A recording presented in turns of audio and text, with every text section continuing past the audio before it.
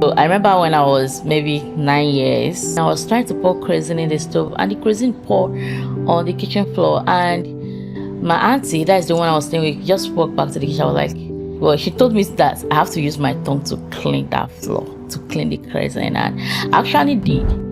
And till today, the thought of that moment still hurts me till today. And things like that happens to you as a child, and a part of you will swear in this life.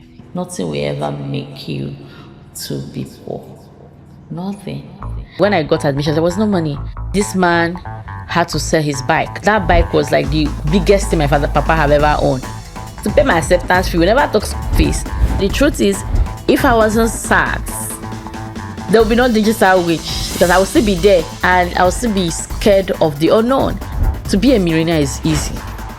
I made freelancing, remote work more popular than it was when I started. There's money online.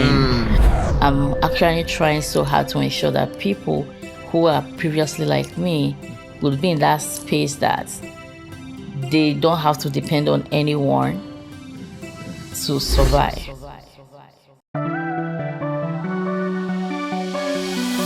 Real, definitely real to the core. Real to real. Drum rolls, ladies and gentlemen.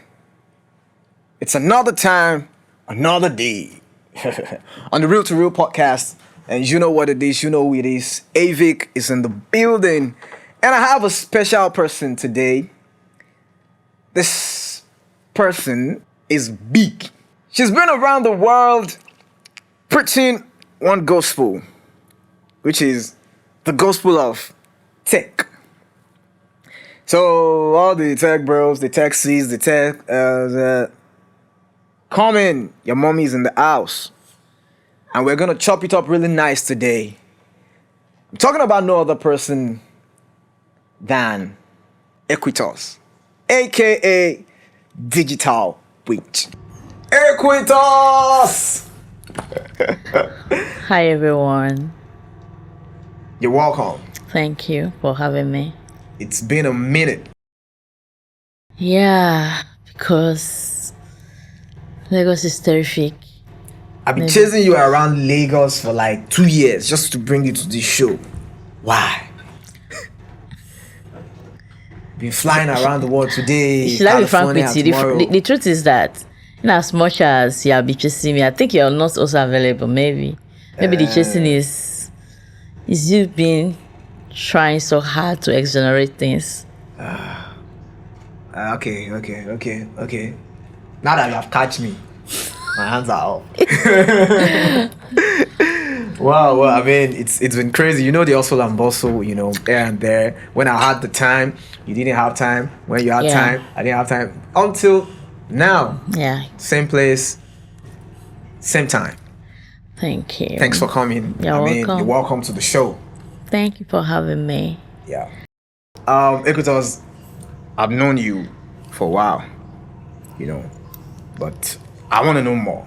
Okay. So just take me back a little bit flashback. To, like, at what point?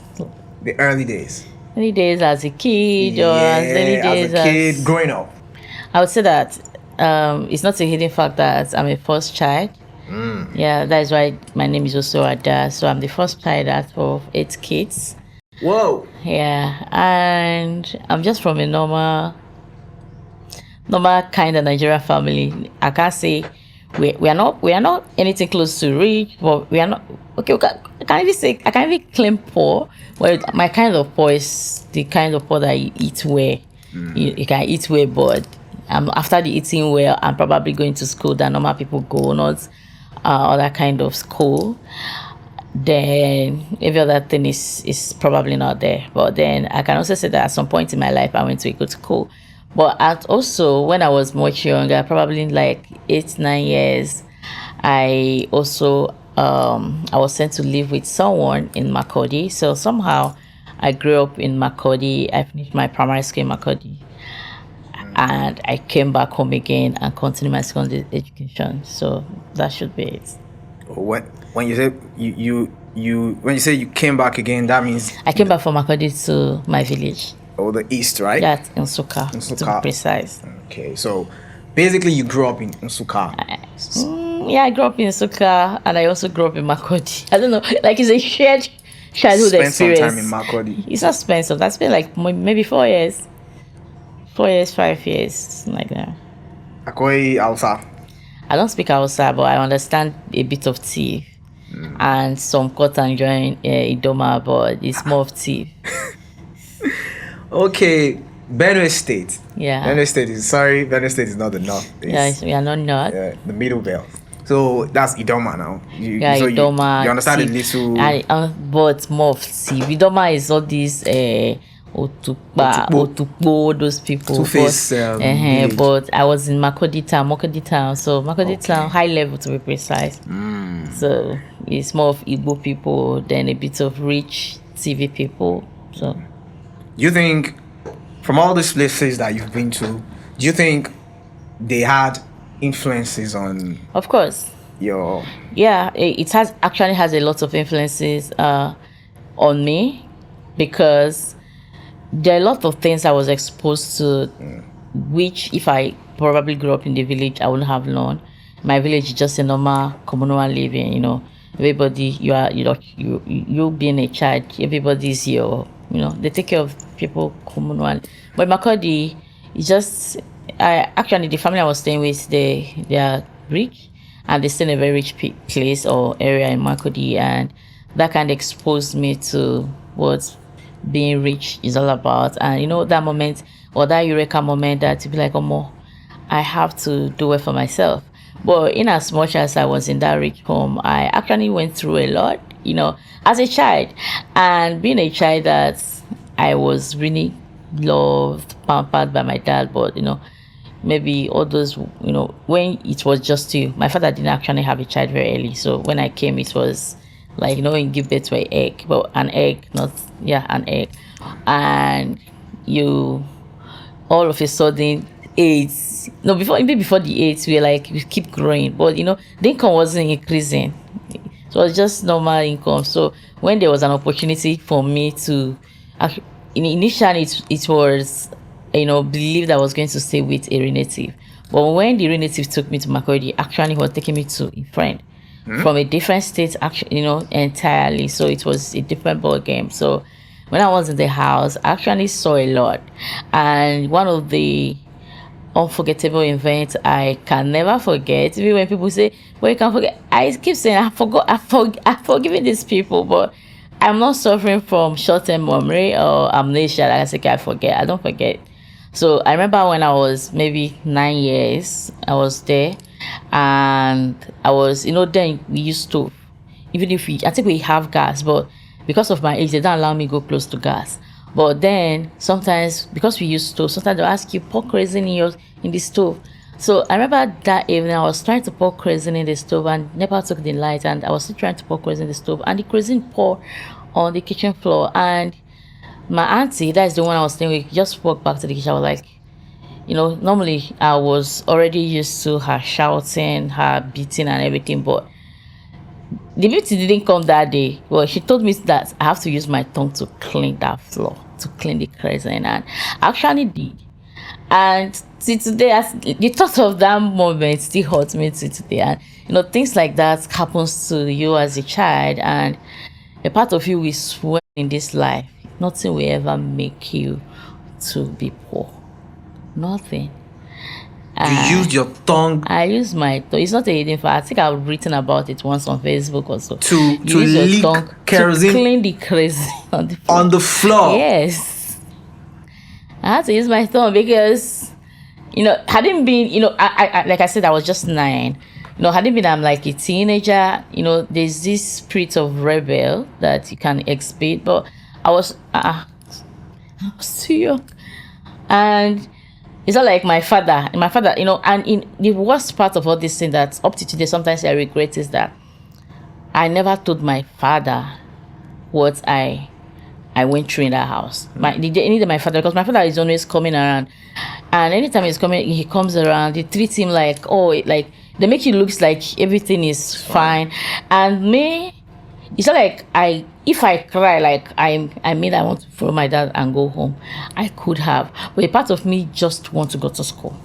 And not just that I want to, not like if I was with my dad I won't go to school, but you're not in the village, you're in the town. So, and there's this part of my dad personality that I don't like, and that personality is that he's hot-tempered, and when anything that has to do with me get to him in a different way. So it wasn't even about the school, but I'm always scared of what he will do, his reaction, if I tell him what I'm going to. Because my father is that kind of person that can burn down this building.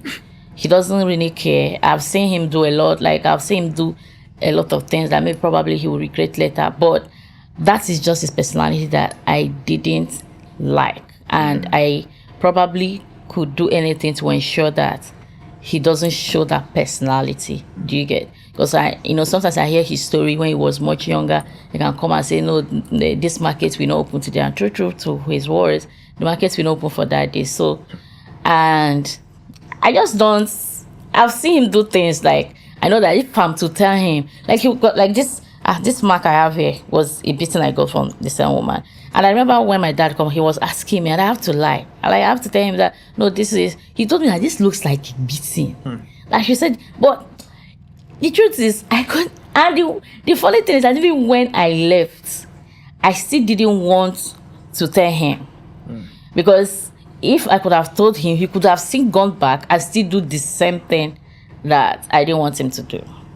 So no matter how they asked me, or no matter how, I'll just, cook up one lie. And well, I think that's just a part of my childhood that somehow defined my should I say, my quest to ensure that none of my siblings, like I said, I have 7 siblings, and my dad is currently late, and apart from the fact that he's late, I still feel like nothing will make my siblings to ever be in the situation that, or talk more of my case that I once found myself. I think that is one of the things that fuels every single thing I'm doing, not just for myself, because I'm actually trying so hard to ensure that people who are previously like me will be in that space that they don't have to depend on anyone to survive. Because even the school that I was going, not like the school was one. You need to see my school uniform. I don't even. Sometimes I just want to imagine my school uniform then, and how I used to use, mats. Those outside mats that used to be line. Yeah. But sometimes my school uniform will tear, and like see my school uniform, and the way she'll be looking at you. I have to use that mat thread.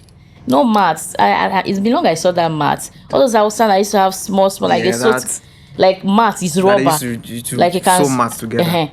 No, it's the rubber itself is the mat. Like they used to wove it. Okay, like that mat that is always like sometimes with different colors, something like. So that I will go. I will have that kind of mat. So sometimes I will start pulling those thread, and I will use my hand to manually sew my school uniform, and I'll be using my school bag to cover it when I'm going to school. And I'm like, so it's not like this school, and it's not like these people are not rich. Like they are very. When I say rich, when you go to Makurdi, as at then, the husband should be one of, if they're counting 20 rich people in Makurdi, the husband will probably be one of the 20 rich people. But sometimes I wonder if the husband seems to be nice, but you are staying with the woman all the time, right? So sometimes it's as if the man, I feel like does it mean this man is not seeing what this woman is doing? Or does it mean this man? Because if the man is around, the woman is nice. But once the man, when the man wants to go to, he's a businessman, when he wants to travel, there's this part of me that is always scared. Like, come on, this woman will kill me before this man come back. Wow. But to me, all these things are in the past, but somehow, there was a time I really had to go for therapy, because I feel like I really do not want in any way whereby I want to treat people and I remember those things or how I felt, and it affects the way I see people or maybe see their own children. Because sometimes, like the son, the one that I actually nannied, sometimes he reaches out to me, we talk, and when I talk to him, I actually don't feel any kind of way towards him. Like I just talk to him like. Wow. Man, I mean, Thank God we don't look like what we've been through. That's a lot. You talked about your dad, being late. I mean, God bless him. Yeah. And you should keep resting in power, and also you talked about therapy. Do you think, because Africans know they go for therapy, No. Nigerians don't go for therapy. Do you think the therapy actually helped? Yeah, I would say that it helped. Like I said, I really don't feel like, to me, I'm just giving you a little bit about my background. I remember there was a time the woman called me and we spoke. I think she heard about me actually. Sometimes she hears about me, sometimes she call me with, and when I'm talking to her, I actually don't feel any kind of way. Like I said, somehow there's something I also learned from my dad. Any situation that I've ever found myself in, I see it as part of the things that made me who I am today. And I feel like people come into my life at every strategic point to play a role. And I feel whatever role, whether I leaked kerosene with my tongue, or I was starved, or my school uniform wasn't the best, I feel all those things are part of the reason why I'm here. If it never happened, I won't be saying them, and it will probably make up this your podcast. Yeah. So I kind of feel like everything happened for a reason. And sometimes when you ask yourself, why are you working so hard, you just remember that there's a motivation, and this thing is enough to me. It's just enough motivation. But apart from it, I really don't feel any hate towards them. That's really, really, because I know a lot of people are actually some are presently in your shoes. Yeah. And some are actually trying to get over stuffs like that. That means what you're telling us is that, like, you should just find a way to find the positivity out of whatever. The thing is, I don't like using my own experience to define other people's experience, and I'm not that so nice to tell people to forgive people for what they did to them. I only do that because that is who I am. But that doesn't mean when I see somebody who went through what I went through and the person is not forgiving the oppressor, and I'll say, wow, you have to, my dear, if not forgiving them makes you feel happy, with all pleasure, you don't have to forgive anybody. Don't allow anybody forcing you into forgiveness. You are not Jesus. Yeah, me forgiving or trying to say it bygone be bygone, just me as a person. But that shouldn't mean that every other person should be like me. So if everybody's like me, then the bad people won't keep doing bad and keep going scot-free. So, my dear, if you hear this podcast and you don't want to forgive, add pleasure and pressure. As you are adding the pressure, add pleasure so that you'll be happy doing whatever you're doing. And someone like me out there, I'll support you small because you are doing what I couldn't do. Yeah. So instead of saying bygone, you should go and bygone. You are free to let the bygone to be bygone, or you can also bygone. Don't allow anybody to trip you into being a low budget Jesus, so that you forgive. You can do exactly what makes you and your experience feel better. So but it can also be me. And decide to let bygone be bygone. I decide to let bygone be bygone. Yeah. Well, I mean, it is what it is. I feel like all those things defined you and they got you to this place. Actually, it's made me to be a lot more compassionate and kind towards people and give people grace. That is one thing I actually learned from my experience staying at Makurdi. Okay, now, that's the past. Before I get to your present now, I want to quickly do something with you. You know, like I said it before, I'll still say that we've known each other for a while now. And something about you is you're still the same old person, like as down to earth as possible, as humble as, And one thing I appreciate about you is that you are always trying to help somebody. you have something, you know something, you want everybody to know. You're getting money from somewhere, you want everybody to get money from there. It's not like you've never been a gatekeeper that will get to where the gold is and shut the door. Nah. And just be mining the gold alone. And even after mining the gold, you still don't eat your spoil alone. You share, you know. And I must give you your flowers.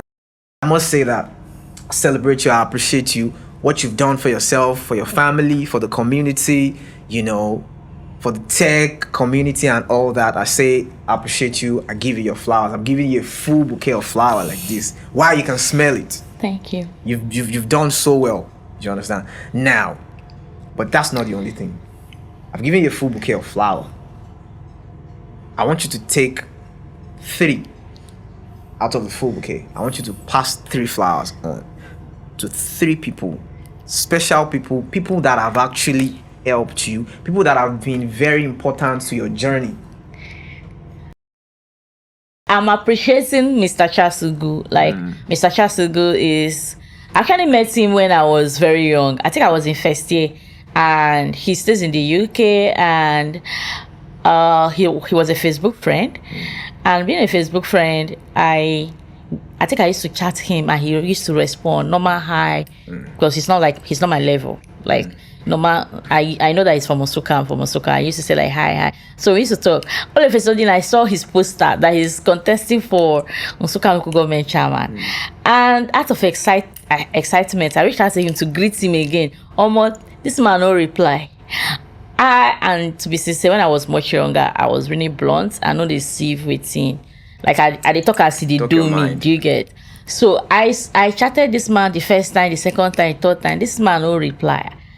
I was upset. I went to his DM and say, is it because they want to give you because you are contesting for common Nsukka local government chairman? Wow. Your mates are contesting for. So you even put common? Yes. Your mates are contesting for governor, president, common Nsukka local government chairman. Then you stop chatting, stop talking to me. Wow. Or because I think I think he was still contesting, but then he became the Nsukka local government chairman, and I think that was now when he saw that chat. I was like, I should come to his office, that he wants to know this small girl that have the audacity to talk to him like that. I wasn't scared. Actually, it was on Saturday when I went to his office and we spoke. And from that moment, we started talking. Even this tech, I remember he was the only person that during my NYC, like I used to share ideas with me. He always have this mindset that I was going to be great. Do you get? Like he the truth is, even as a child, I'm when they say someone have big eyes and they are greedy. When people say, like your mates are wanting something very realistic, but I've never wanted anything. It's not like what I want are not realistic, but at the moment, too big. Like my reality, my current reality at the moment, we make what I want seem so unachievable. But when I talk to Charles, he doesn't make me feel like my goals or those dreams are so big and I can't achieve them. So even when I talked about tech, he was still the same person, encouraging you to try to do better, like that.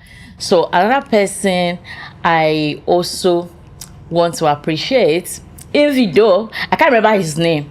I don't want to lie about it, because at the point when this happened, I was really upset that, and one way of me trying to heal when things upset me really more is trying to forget the person or the name.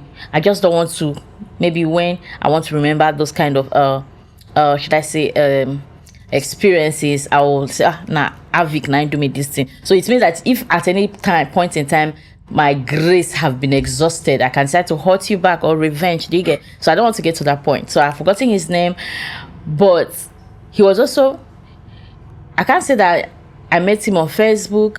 He was like a roommate, a uni roommate friend, like a guy that is my roommate friend.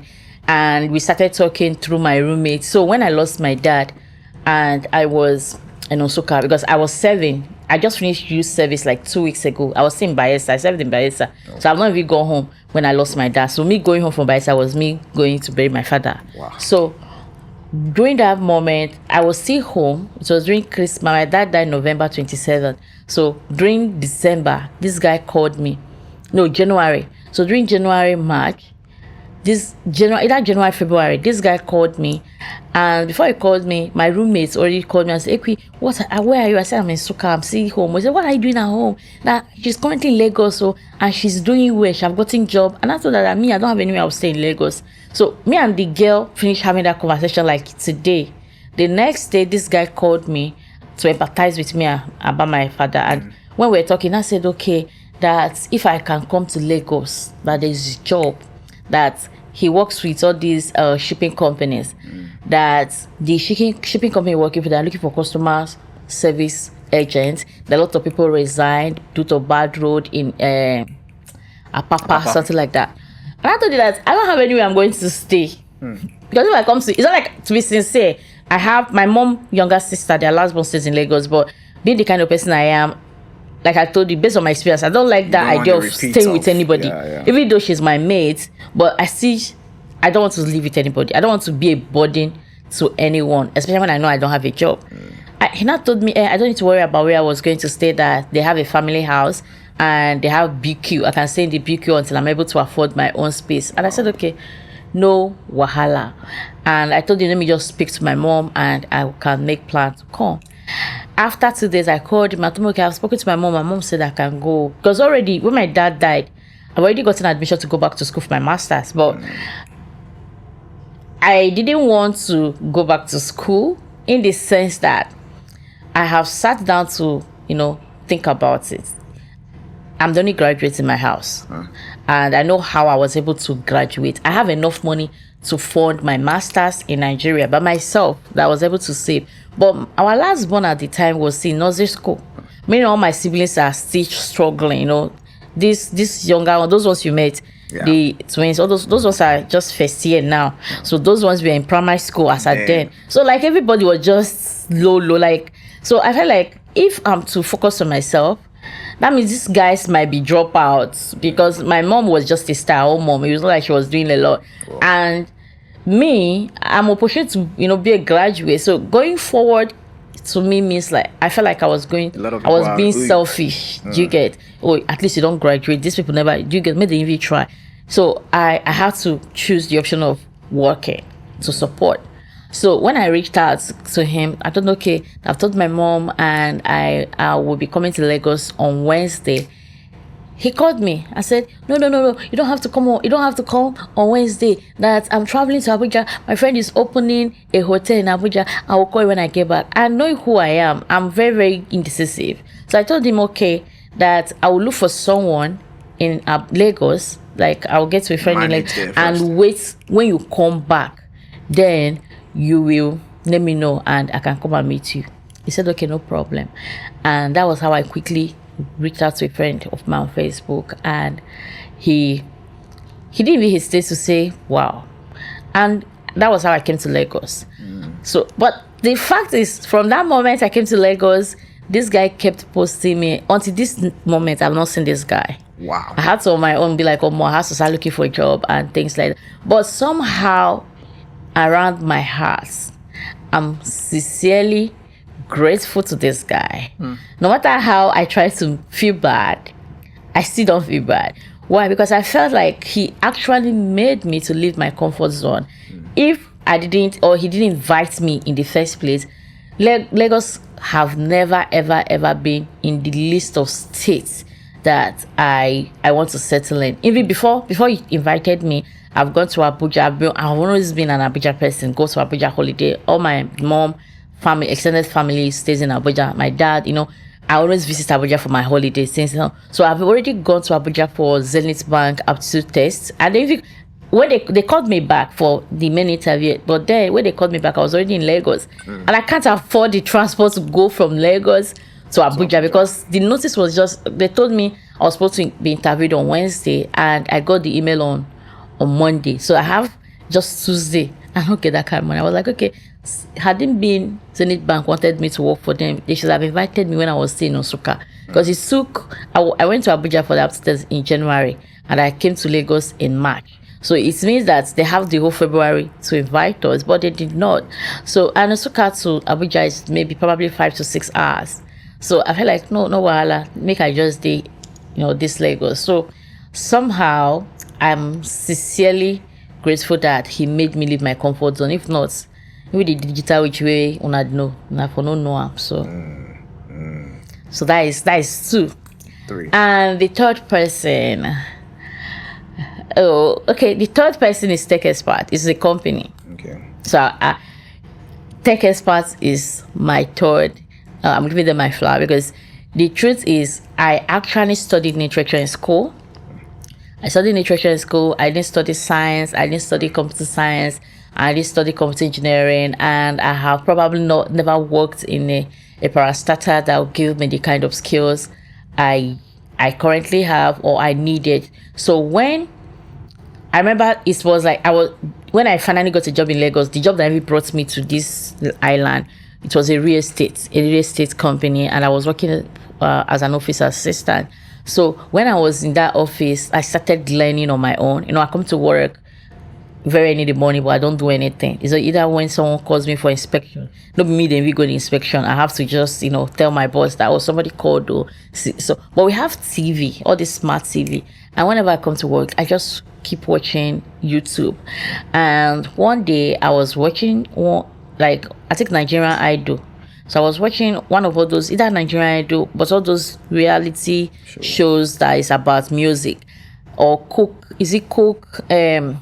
Studio. I can't remember which. But after watching an episode, then this Indian guy, his podcast started, the podcast just interrupted. And the guy was talking about cloud. He kept talking about cloud.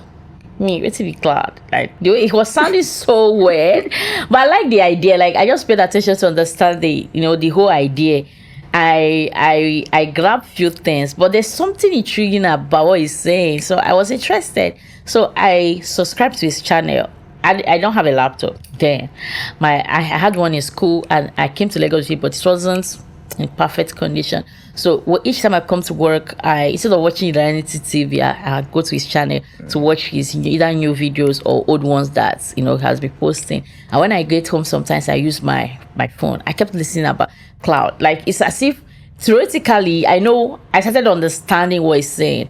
So one day something happened in my office, and it was looking like they wanted to move me to marketing in the real estate. Maybe just because I was able to sell land to 2 persons. Wow. And they felt maybe I'll be good. But then I'm just new in Lagos and I don't know anybody.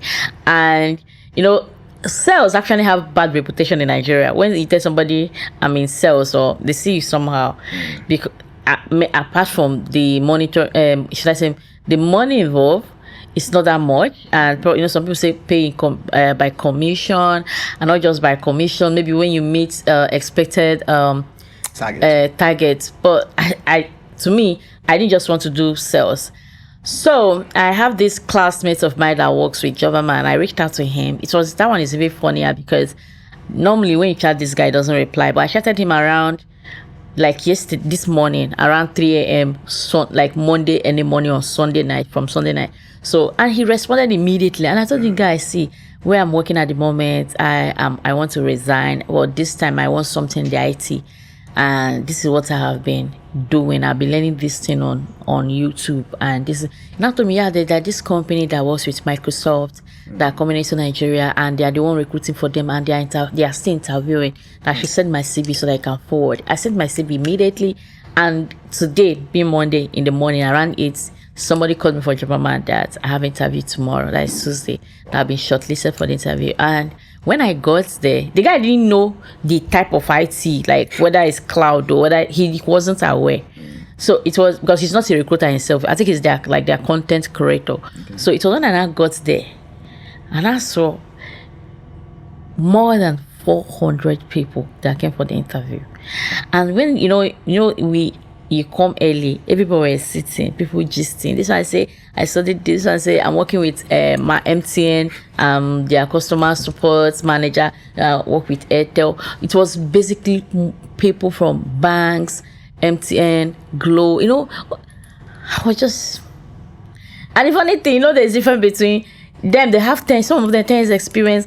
Most of them study cloud, computer science, computer engineering. I just did with my literature. But funny enough, when the interview and everything started, they were asking, it was cloud. And it was as if God actually prepared me for a time like that. When I was watching all those, because when I was watching all those YouTube, actually, I never knew I was going to work with it, or I don't even know anything. I was just learning because YouTube just showed me something what I can't like. I just watch them, right? So, but when the whole thing started happening, we wrote like 4 or 5 different aptitude tests the same day. They keep reducing our numbers. We are writing, they are reducing our number until they started interviewing us one-on-one interview and all of that. And at the end of the day, I got the job. Wow. And when I got the job, we had people come from India, Mindtree, to train us for 3 months. And to me, that was just my learning experience. And after when we went live, when we started working, I saw whatever I was doing in Tech Expert as like I just come school. I didn't come there and be like, wow, I have arrived. No, I came there. Something in me kept telling me that don't look at these people. These people are better than you. And I like when I'm in a space, I like to be noticed. And the only way I could be noticed in that kind of environment is trying to be better than everyone else. Like I have to be very good at customer support. I have to be very good at supporting customers. Like I just have to find a way to wow the customers. And actually, at some point, I was the best in my team, because I remember I get the time where we say, no, they bring 5-star, plenty 5 stars, call our teams. At the end of your support, they rate you, customer rate you. There was a time I was always bringing 5-star back to back. So somehow, I feel without Tech Expert, I will probably not have anything to do with IT. So my first encounter with the IT industry, and also knowing the possibility of things to, within the IT industry, is me encountering Tech Experts. So now I think they call them Technology, or I just noticed that their name changed on LinkedIn. So somehow, if I'm to give flower, even though at some point I was sacked. Whoa. Yes. Be like, when I was more than 3 years in the company, so I paid for this course and I bought some DOMs. Somebody said they are teaching how to create Fiverr. I know Fiverr, a freelancer platform. So the guy taught us Fiverr, and also I was able to create my Fiverr account. And after creating the Fiverr account, I was preparing for some exams. I was preparing for exam, Microsoft exam, a Google Cloud exams. So I went to Fiverr and I saw people selling DOMs. You know what is DOMs? Like question paper, something like Nigerian kind of question paper. Okay. So I bought these DOMs from people, and after using them, then some people also gave me some, like colleagues. So after giving them, I went to online and I created the gig, and my gig was to train people on how to write, on how to prepare, like to prep people that want to write the same exam I've written. Do you get? Yeah. Then because I also hired someone who also prepped me from the same place. So I added that gig. And when I made my first $1, out of excitement, I was screaming. I'm a very free-spirited person. So I was screaming in the floor, like where we work, our office. I made my $5. I was so excited. And I didn't hide it. I showed the people around, CEOs, and some people were happy, but you can't really tell the hearts of men. But something happened on my birthday. That was 2020. On my birthday, every birthday and people they pray. As like that, any hours, 12, I was praying, and I told God that I've been working in this company for more than 3 years, and I've gotten to my saturated point. Like I want to leave. There's no growth for me. Even when they want to increase salary, just small. And looking at the way the company is designed, I already knew that it would be hard for me to get to the point that I really want to grow. So I told God I want to leave. And it was like a very simple, honest prayer. But I did not tell God how I want to leave. Whether I want to be sacked, I don't want to be sacked. But I just said I want to leave. I just told him, I just outlined something. I said, see. For the past few months, I have been topping my team. I've been on the leaderboard. They used to show the faces, like the high performers, the whole company. We use the same screensaver. So my picture is always on the screen showing I'm doing well. And if I look at my earnings, sometimes they hire a new person and the person they hire, and I mean go see some of them, they'll put them under you or under us, we will shadow them. But some of them are any more than like there's this, in as much as the pressure of 5 stars and so much more, and the amount you are being paid, you are doing your best. Like there's just a lot of things that weigh you down. You're coming to find workspace, but once you enter, a part of you is not just excited. But I cannot leave considering my family. That fear of unknown. I want to leave, but I do not want to leave because if I leave, I feel no get another job. So I was scared. So the only thing that could have made me leave is what God used in making me to leave, which is sacking. Do you understand? So I remember after making that prayer on my birthday, I was on leave just for my birthday. I got an email from a Fiverr that they want to verify my account again. I said, but I don't verify my account now. They say they sent me that something happened. They want to verify. I should send my ID card. I did everything. They responded to me that it's okay. Then we stopped. Then I resumed work after like 1 week or 2 weeks, and I saw a lot of emails from HR and like meeting invite emails they have been canceling because I'm not around. And I asked what happened. They said, that somebody told them. My manager told me that he heard that somebody reported that I have a Fiverr account and I'm doing something that is not supported in the company. And I had to go and read our contract, and I didn't see where. As at then, I know that they cancel like people who have Upwork accounts. They used to sack them, but I've never heard that anybody being sacked because of Fiverr. Do you get? So they keep saying that I went there. Teaching or saying something that has to do with we know they teach. We only provide support. Like I'm just a customer support person. What I'm doing is even what somebody did for me. You get? So like the literally work, like I was the one trying to explain how the platform works, things. But a part of me felt maybe my time in this place, I wanted to resign before they make their decision in the meeting. But my friend said, this is the first time they are calling you. This is the first, maybe they will just give you warning. But that was during the end SARS. But on my way home, my manager just called. My team lead called. I said, Queen, where are you? Where is your tag? I said, what happened? This is why they asked me for my tag. Say everybody carry tag, go house. And I asked you, have they sacked me? Have they made their decision? He said, yes. I said, okay, thank God. He said, how? Why are you thanking God? I said, I told you, he wanted to start like he pissed me. I said, no, don't piss me. That actually, I've just felt like there's this load lifted off me. Because, like I said, I was doing well, but I've gotten to the point that I wasn't really fulfilled. And like, it just, more like you are just at a point. Like you are static. Just, static. So somehow, I'm giving them their flower in the sense that they introduced me in the IT world. Most of the things I know today is because Tech Experts is in existence. Then I'm also appreciating them for the fact that I was sacked. Wow. Yes.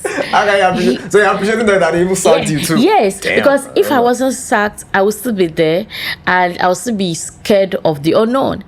Do you get? And maybe by now I should have been maybe a team lead or maybe a manager, and I know how much I will be earning. So them sacking me also opened more doors. Like they sacked me on 5th. I did my clearance, everything, like I stopped going to the office on 15th of October, and I got my first remote job, pay me like 10 times what they were paying me after like on the last day of October. Because when I stopped working for them, I felt bad, and one evening I was praying, and I can't say God, I just said the word. That moment you're talking to yourself, you're upset, and something just said, do you remember that you told God that you want to leave this company? And now you have left. If you know how you asked, you made that request, make another request. And I said, I do not want to enter November jobless. And I said, if you know how you do the other one, I beg, for the sake of my siblings, do this one for me. It was very honest prayer. And the way I came across the job opening I applied for LinkedIn, it was on LinkedIn, and I saw that job just in the morning. Because I was already frustrated, I closed my laptop. I didn't apply. I came back in the evening again, opened my LinkedIn, I still saw the same post. That was the first post. And something just said, what are you doing with your life? And I started opening all the links, job openings that people shared on the post, and I started applying. Applied that particular job halfway.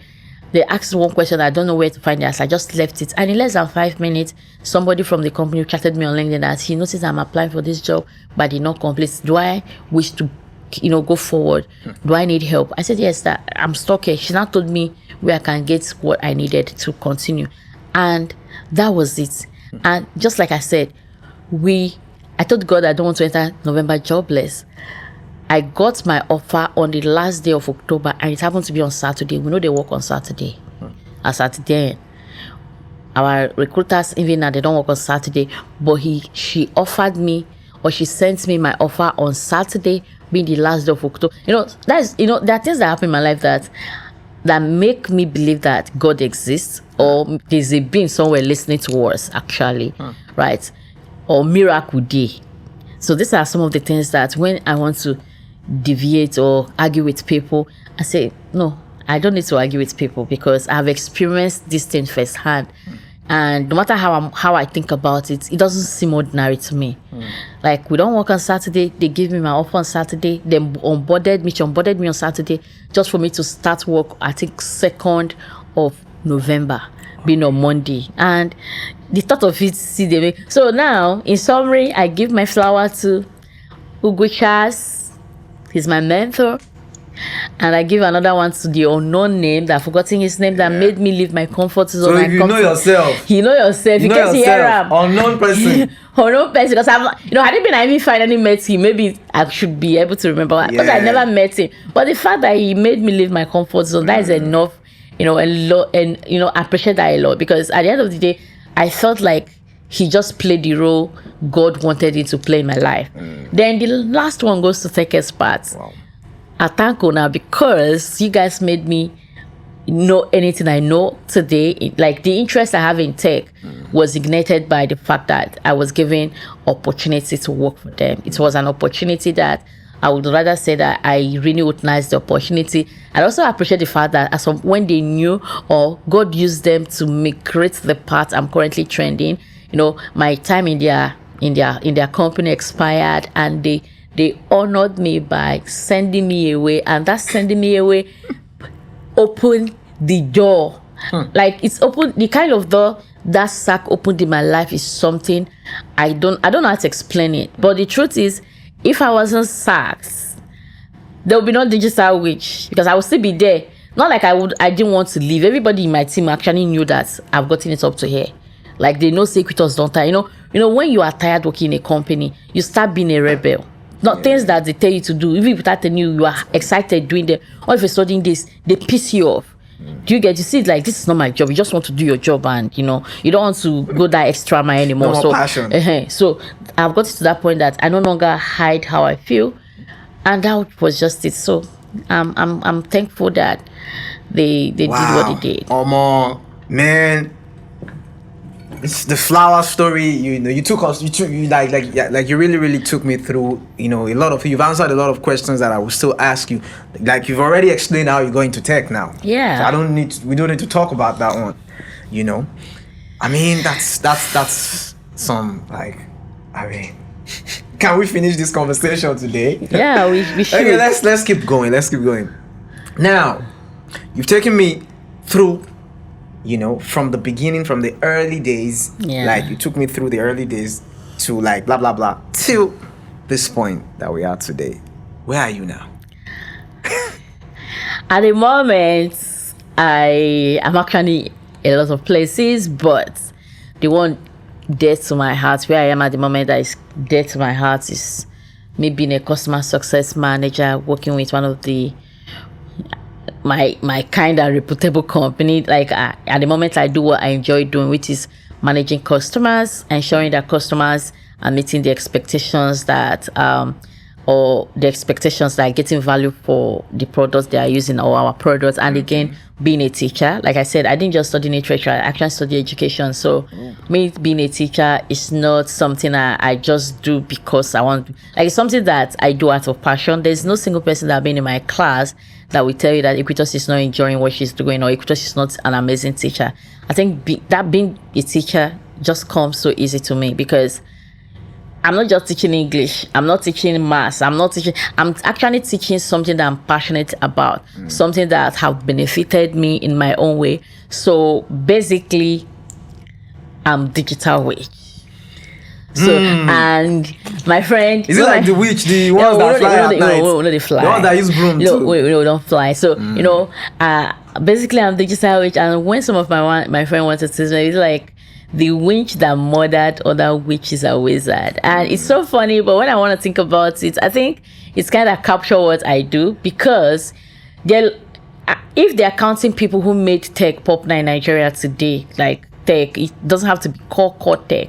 Like there are a lot of skills, on-demand skills that when you want to mention people who made it popular, or let's forget about tech, who made freelancing popular, working remotely, if they are, I'm not sure they will count up to 5 people without mentioning my name. Whoa. Because not before my time, people do freelancing, but it wasn't popular. In fact, they hide it. They wouldn't want people to know that this is how they make their money. I remember the first person I heard freelancing from, he was saying something like, they don't hire Nigeria, they don't recruit Nigeria. It's very, you have to. So they're trying to keep it secret. I don't know what that, maybe it is how they got their own, you know. But me, I'm a very stubborn person. I like experiencing things for myself. I know the hear word. And I don't believe in societal norms. I like doing things. My papa, my papa said that I'm a pragmatist. I don't know what that means at some point, but he tried to explain it. So what I understood from what he was trying to say, he said something like, I know I'm not a realist and I'm not an idealist. But for me, I believe that something is like this when it has proven to be like that. Do you get? So that I'm just based on what he explained to me, right? So I based on all the gist about freelancing, you have to use VPN before you get a job. You have to do this. But then I got my remote job. I wasn't VPN without Niger VPN. Like with Niger VPN. I didn't just get it. I was like in my company. I remember when we went for summit. My company, our CEO spoke to some of the Nigerian people because after me, I started to introduce my girlfriends. Like they joined, two of them, two. One have resigned before me. Before me, I even resigned from the company. But two were saying, so then other people, they started hiring Nigerians. So, but I was the first African that joined the company. So, and when we went for summit, the man was telling them, you guys need to appreciate Ekwitos need us the way to Nigeria. Now we have almost more Nigerians than every other country. Wow. Because if I joined the company and I wasn't very good, that means when they hear Nigeria, it's like, no way. You get that? That means I'm shutting the door. So, but at the moment, now when I started digital, which my first class, we're not even up to 40. And then my focus wanted to be just on the women, but somehow men were like, every time I would say inequality. Now you want to do something, you want to do women. So they say we say no one. Do you get? So the second class, I now said, okay, anybody that wants to join can join. But before you know it, the way this class, I wasn't ready for the number, because the same year I had 40 students was the same year I had almost 15 students. 1,005 students. Yes, my community started in April 2021. Okay. And as in April, October 2021, I had more than 1,000 students. Wow. Or more. Then WhatsApp used to be 250. So I had, to create different groups. So if I created 5 WhatsApp groups. So if I have 5 WhatsApp groups, that is more than 250. That is more than 1,000. Yeah, of so course. That's like 1,250. So I had 5 WhatsApp groups. Full. Is it 5? I can't remember. Is it that? I can't remember. But nothing less than 1,000 students. Yeah. So I had. So it was, to me, it was an eureka moment for me. So these people are not just being trained. Yeah. We are seeing success. You said the phone for Facebook, Abby. So we are seeing success. Like if you go on LinkedIn, literally, if you see 20 Nigerians, young Nigerians, talking about freelancing, about remote work, about being a virtual assistant, about being a customer support, about being a lead generation, like talking about anything, ask the person questions. Even those teaching, they are my students. Wow. Like if you see those, oh, I teach virtual assistant or I do this, they are once my students. Like I made freelancing, remote work more popular than it was when I started. And we have actually grown from just taking, and it started with on-demand skills, like skills that anybody that is interested in upskilling can easily get into and learn. You don't have to be a graduate. You don't have to be a tech savvy person. You don't have to be like, initially my focus was on stay-at-home moms. So basically, you could be a carpenter. It can be anything. It can be okada. As long as you are winning. Because for me, I believe that anything can be learned. Everything can be taught. So as long as you are willing to learn and explore, like you are not coming like, you are willing to learn, you are willing to explore, you are willing to listen, you will learn. Because I've seen it's not as mentioned carpenter. I've seen keke drivers earning good money. One thing about from driving keke to coming to your class, because even some of the keke drivers they went to school. Yeah, a lot. Some of them went to school, but an average person in Lagos, the thing is, goes school. I keep telling people, our current generation, there are lots of ways to make money, and once you crack that way of making money online, to be a millionaire is easy. When I say it, I remember saying that thing a year or 2 years ago, and people try to attack me that I said being a millionaire is easy. The truth is, being a millionaire is easy when you are not earning in naira. And earning in dollar, making at least $500 is very easy. Because a foreign company that will be paying $500 is actually underpaying you. Yeah. Do you get? That is the least a company can be, and they're underpaying you. So I have students, me personally, I don't want to talk how much I earn, but I have a student who have made over $100K on Upwork. These things can be seen on my wall as well. I posted one this month. I just started working last year. She has made 10K. I have people who have made 70K, 50K. These are normal people like me and you that many of them dollars. Yes, dollars. So that they will know that. Yes. It's not this one, as like my own case is when people I said, sometimes when I want to mention things like this, I try to sieve it, make it look like anybody want to drag me. But the sweetest part of anything I'm saying is that they are all verifiable. What is the truth? You can go to my one Facebook. My name is Ekwitos Nsukka, or you can go to Facebook Digital Witch IT Support. You can see all these things. You can go on LinkedIn. You can just type Upwork Nigeria or anything, or go on Upwork itself. Go on the search bar, type virtual assistant or any role, but add Nigeria so that it will show you Nigerian profiles. Some days, if I want to, like, maybe I'm not feeling so good with myself and I just want to tell myself, Ekwitos, you don't try. I'll just go on Upwork and type anything, add Nigeria, and I'll be seeing my students. Sometimes I'll try to see the ones that came to me acting like this journey is going to be the hardest journey, like they will never achieve anything, and I see them $20 they have made $20K $5K. I'm like, see this one. I have one that when she joined me, when she wanted to join Digital Witch, she's a married woman but she's a young girl, she reached out to me on Facebook, and the way she kept asking me questions, I told her, babe, this training is not for you. Because there's this, when you want to sell a product to somebody, there's this point you become frustrated based on the questions they ask. So she kept asking, do you think I can learn this? I don't know how to operate a laptop. Do you think how can I do this? I was patiently answering all the questions, but it got to a point I said, babe, you need to try something else. This training no be for you. She now said, you are rude. I shared this thing on my Facebook one time. She said, you are rude. I said, it's not like I'm rude, because I don't know anything I go talking. Like, I don't know what to say. But she finally joined. Not only did this lady join, her husband had a laptop. So what she did was, she now started organizing, like, her classmates, more like next hangouts.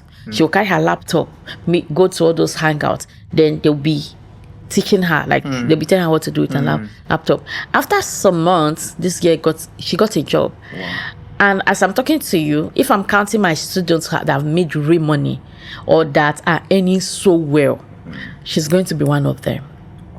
Because I remember there was a time she was earning like $18 per hour, and the way she was even growing her job. So when it comes to my training, there's no limit to what anybody can achieve. You can just literally go to bed jobless and you wake up with one job or two jobs. This morning alone, before coming, I know how many jobs people are congratulating each other in the group. Like freelancing is just one way that your success cannot be predicted as long as you have skills. Like the question is, what skills do you have? Recently we introduced core tech skills like cloud computing. Then under cloud computing, we teach cloud DevOps engineering. We teach cloud networking, cloud security, sysadmin, technical support. And my mentor, who has been partnered with me since 3 years now, also added data analysis to his training. Previously, he has been teaching us project management, business analysis, but this year he also introduced data analysis to the training.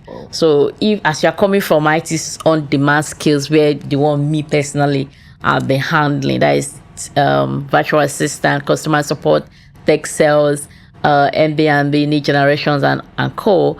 In case you really want to go into core tech or you want to advance, then of course we have something for you. But then if you are not tech savvy, you need to start small, and that starting small is the on-demand skill, which is the one that I'm responsible for, because of course I teach my students like they are 5 years. So you need to start with me. Digital, which is moving, it's not more. It's not just only you now being the tutor. Now you have other tutors. Teachers. Yeah, I have other teachers, and I have people who works with us and all that. And we are seeing the process. Like we are just a project that keep revamping ourselves and keep developing into something way bigger. From what you said, let me quickly just highlight something. You got a job in October 2020, right? You started a job in November. You started a job in November 2020, and by April 2021, you're already teaching people, bringing how to people do what I was in. doing. Like you didn't even You're not one of those gatekeepers that will get an update and will. After you don't chop, you will now probably now bring people in. The thing is, I need to appreciate that. The thing is, the way I was brought up, or the way I see life that when people around you kinda are okay, it also reduces the stress on you. 100%. Because you see this urgent 2K, or there is nothing that stresses people out than having this in your subconscious, that tomorrow this person asked me 2K, 3K, do you get? So I started with my family, I started with people around me. I want to ensure that people, especially my girlfriends, like all the companies I work with, there's a point I had to work with my girlfriends. My current new company, my 2 girlfriends are working with me. My previous company, we were 3, all 4 of us worked in the same company. So I just enjoy carrying people along, because at the end of the day, my papa will always say something like, did you leave your name in the sands of time? Meaning that, did you just come to this world nothing? If you are gone. Yesterday I was having a conversation with my friend. I was like, my children go enjoy. Just imagine being my child and you tell somebody saying a digital which born you. There is no family, there's nobody that you know. Is either your brother, your sister, your cousin, your friends. It's like there's nowhere I go to in Abuja when I travel that I don't get to see my students. When I go out in Nigeria, in the airport, when I was going to Brazil, I met a digital student at Qatar. The person keeps shouting Ekwitos. When I was going for vacation last 2 years, I met someone at Amsterdam when we were transited to Paris. This one again that was going to Tanzania, we met somebody at Ethiopia. So like I'm always meeting people, showing that we are we are not small. Now if you look at it like your community, just an estimate, like from when you started up to this time, like the number, the number. The thing is, sometimes when I talk, I feel like I'm trying to exaggerate, but the thing is, we have actually trained more than 50,000 people. Seriously? Yeah. Because if I'm to, how based on the amount of students we get monthly, we have actually done way more than that. Wow. That's serious. So, like what you're running is more like after the old training and everything. Can do they still contact you for mentorship? Just like you called it, is a community. So okay, as I have my we started this community in 2021. All my 2021 students are still part of the community. Wow. Meaning, you don't just stop learning. To me, learning is continuing. So as you are graduating, you have access to me, I have access to you. We have access to each other. I keep nurturing you because my goal is not just to send you out to the field and you become stranded. Because I feel like, I'm a customer success manager and my students are also my customer. So one thing is my experience as a customer success manager kind of stand me out in what I do because I bring that experience too. The goal is not just to teach you, but to ensure that you are getting maximum benefit from the product, which is the courses I taught you. So I keep upgrading myself, and each time I upgrade myself, I still come back and give most of this thing to them for free. Sometimes I also have to get people outside to come and teach us this thing for free, and I sometimes I pay. I remember there's one I paid for January, December, to just somebody to come and teach everybody for free. So the thing is, when I see things that benefit my students, whether you are my ongoing or my past, I don't hide it, because at the end of the day, there is no other way for me to measure my success apart from my students' success. So if they are not succeeding, I'm not sure I'll be here. My students have to succeed before I can say, yes, I'm doing well. So, and if I see opportunity that would make them succeed and I'm gatekeeping them, it simply means that I'm not a good teacher, or I do not also want to fly, because if they are not flying, it means that I'm not doing a great job and my effort is probably a wasted effort. So you have to be in that community, or less now you use your hand, say, I'm tired, I don't want to be here. But even if when you exit, you still have access to me. Of course, I'm all over the place and I don't forget my students easily, and there's no way you need help or I have an opening somewhere that you're a good fit. And I say, because you exist. No, as long as I know you're a good fit, I will recommend you, because this money needs to go around. All so that us must make the money. Yeah, this money is, when you want to go in a convoy, before people supposed to play for the convoy. Yeah. Man, that's deep. Okay, another one for you. Looking like all around, all time, when is your when is your your highest moment? That time that you felt like, yo, mama, I've arrived, or whatever, man. That highest moment. The highest moment in my life actually was building a house in my village. I can never forget that moment, because growing up, we have been insulted, we have been embarrassed, we have been put down because we don't have our own house. Being in the village, you don't have your own house. It's not like my father did not try. He actually built, he laid a foundation. That foundation was older than me. But Nami can't build the house, you get. So the foundation was really older than me, and when he laid the foundation, he had all the resources to complete the house. But when they say forces that may be, so there may be a lot of forces that wouldn't want him. So that was supposed to be just a 4-bedroom, but the block he molded to build the 4-bedroom, someone else bought that block and built 7-bedroom. Wow. From start to finish. So it was, that is one of the reasons when I went to Makurdi, you see, there are some things you see as a kid, like, one Congo has more of just the picola, or I feel like this house is such a wonderful house. So staying in a relative house, sometimes they bully you, or they got to a point that I have left as a graduate and no day. But sometimes when I hear what they do to my mom, or the things my mom had to endure, or my sibling had to endure, imagine my mom had to go fetch water, someone have to use the water just because I didn't get to the house, or my mom have to sweep when small children. Do you get? So that to me, that is a lot of humiliation. Even though my mom is someone that doesn't talk much, you can't take in anything, but deep down, I feel insulted as a person. So when I made my first, I didn't even make a lot of money, but because the goal was, when everybody, this is New Year, this time, 2021, the only prayer point or goal I had was, God, before the end of this year, I don't know how I will take down, but I want to complete this village house. Because already, even the house where they block down the fall, I can't count how many times my siblings said the snake inside their room. The house was so bad.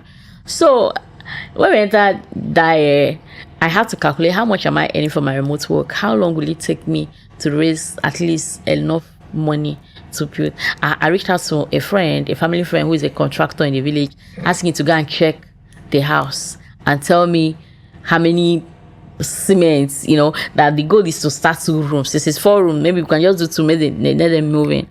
But somehow, God did. God, that is a God. We started it just even the guy who built the house, they shocked me. Self shocked. The goal was 2 rooms, but somehow we just keep, And when my mom, the day she finally moved in, they sent me a video. That moment is inscribed in my brain. Like I can't forget that moment. The joy out of my memory. So I think that is, for me, that is just like my wow moment. Okay, man, it's I mean, it is what it is. Okay, that's your highest moment. Yeah, that's my highest moment. When was that time, like, the lowest? Like, the lowest moment of my life was when I lost my dad. Because, like I keep saying, there's nobody that knows me that don't know or that I've never heard about my dad. Some people don't even actually know that my dad is late because of how often I mention his name. I always do. Because every day. Yeah, we are very, very close. And after experiencing my dad, there's just this part of me that I can say died. One, it made me see a lot of things that I wasn't seeing. And again, I think that just makes you realize that nobody's here forever. Like, doesn't get to me the way it's usually do you understand? So I think my dad just made my life more like you went to bed as a child and you woke up as an adult. So everything it's just like you had to just grow up immediately, like start playing that fatherly role for my siblings. So that just didn't always for me. What's your the biggest memory of him? Maybe a moment in time, maybe. I'm not sure there's any part of my dad that's like all my life, all my childhood is just like it's my dad. My dad is in all the pictures. I can't say but the biggest one thing that my dad did that actually stood out for me was when I got my admission. I think I made a post about this last month.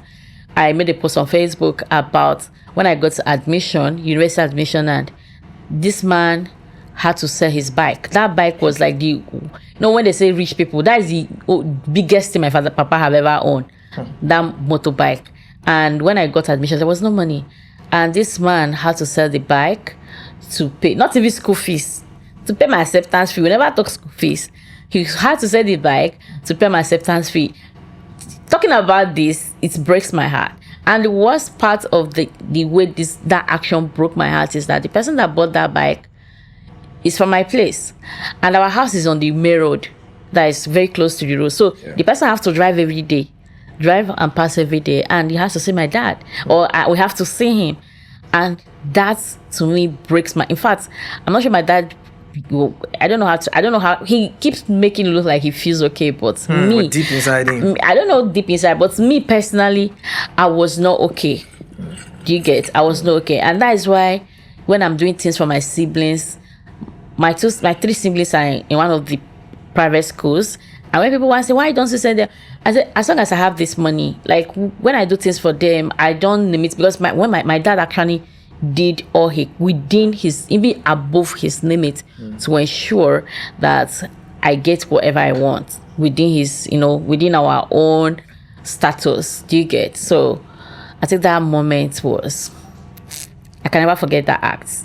No matter how, I cannot just get that out of my head. Because that bike actually meant a lot. Because he didn't buy this bike with his money. He was working in the government. So the small one in the bank, then I think got at 30K, I'll be 20 something K. So they gave them loan. The bank he was collecting, so how did we give them loan? They said they gave them loan to pay over time. So imagine no bike. I'm not sure he finished paying that loan when he sold the bike. So that's so that is that. Wow, man. We could keep going on and on and on.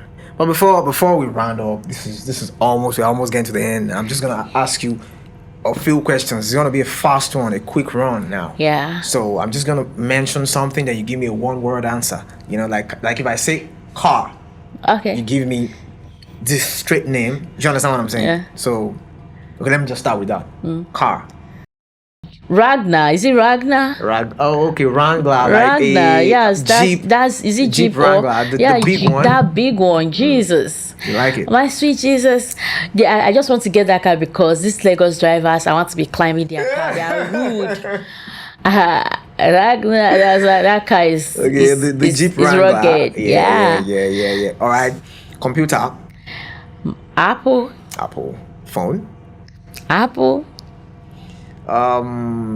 Favorite destination. Favorites. Do I have favorites? But I think I just want to go to US because they denied me visa when I wanted to go there for masters. Okay. So, but I just want to get to the point that I have to go to US because I said them, you see, I can come and go anytime. They Chris. So you're one of those people that they have given that the banded that is it green paper? Yeah, that paper. I think it's red. I think it has red badge. Green is yes. Blue. No. Green. Green is not yes. I don't know. I can't remember. Maybe it's blue. I can't remember. Maybe blue. I can't remember. But I know that they didn't even get to. Once you see that color like this, like, the annoying part is that the person didn't even get to ask me questions. So I said the person is upset with life and like we didn't even get to talk. And you say, and already, the thing is that me personally, I wasn't even down. You know, that moment is as if we want to travel because everybody around wants to travel. But at the moment, I'm no longer interested. I just want to tour the world and travel whenever I want, come back. Wow. Ada, it's been a wonderful moment with you, and I really, really appreciate you. Thank you. You know, after we've planned, we've said this, we've said that, finally we made it happen. And had fun. I got some education, you know, and all that, and I'm sure my people too got a lot of this thing. I can't appreciate you enough. I'm really, really thankful. Thank you for having me. The digital witch herself, the mother witch of all other witches and wizards in the tech space. But exactly, please don't make it look like I'm a real in the witch. tech space, I'm not a real witch. In the tech space, you know, I appreciate you. Thanks you for coming. Me. For Avic, you know, thanks for pulling up. I mean, what do you want to say again? You guys have heard how to make dollars. You can make $1 million in a day. Check Digital Witch, LinkedIn, Facebook, Instagram. I think we did Twitter too. Yeah.